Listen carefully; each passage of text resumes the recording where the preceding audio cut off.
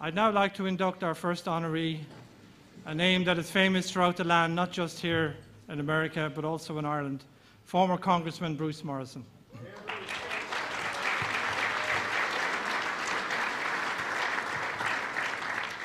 The two great issues that have dominated much of the headlines in our community in the past 20 years were Northern Ireland and undocumented immigration.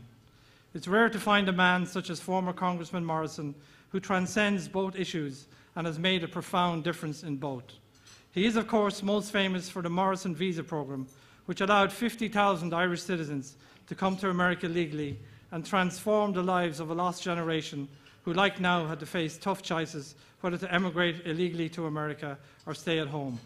Bruce will never be forgotten for his advocacy and incredible work on our behalf and on behalf of those young Irish. On one other issue, Bruce Morrison was also never found wanting. He was a founder member of the Americans for a New Irish Agenda group, which flew to Northern Ireland on repeated occasions and negotiated a deal with Sinn Féin of a visa for Gerry Adams, which would help bring an end to the IRA's campaign. Bruce was one of a delegation of 5, along with Bill Flynn, who's also here with us today, who pulled off that remarkable feat. Gerry Adams has since said that without that visa, the IRA ceasefire might never have happened. So in two very different fields, Bruce has continued to be Ireland and Irish America's friend in a remarkable way. With the new comprehensive immigration reform bill now upcoming, our community will once again be looking for his guidance and incredible expertise and his leadership on this issue.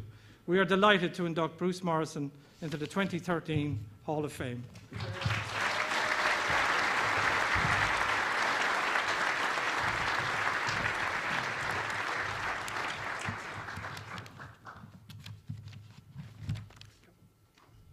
Not careful, I'll read his speech. To Niall and Patricia, for honoring me, I want to say thank you. And I really want to take my just few minutes here to say thank you to many people who made this moment happen in my life.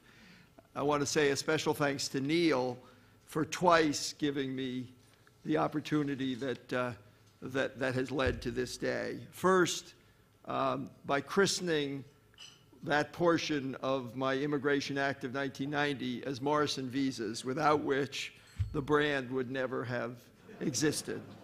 And also to thank him for inviting me to be part of that Americans for a New Irish Agenda group, to give us the chance to play that role. And to thank the people of Connecticut for choosing me once upon a time to be a member of Congress, and then choosing somebody else to be governor, which freed up my time to work on the peace process.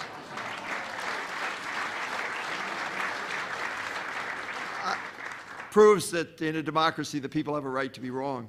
To my wife Nancy and Drew, who have supported me and have put up with all the dislocations of family life that involvement means. And to my parents, Taya and George Morrison, who taught me about faith and tolerance and service that allowed me to work in these areas. And finally, to my paternal grandfather, born in Cavan before partition, arriving in New York before Ellis Island, and in a story that could only happen in America, as a Protestant from what he always called Northern Ireland, even if Cavan wasn't, he married an English Catholic, but never lost his Scotch-Irish feelings. And I've wondered about how he would think about this day of my being honored as an Irish American. And I remembered that he never called himself British, and he never called himself an Ulster Scot. He always called himself Scotch-Irish, and so I think he'd be proud. Thank you very much.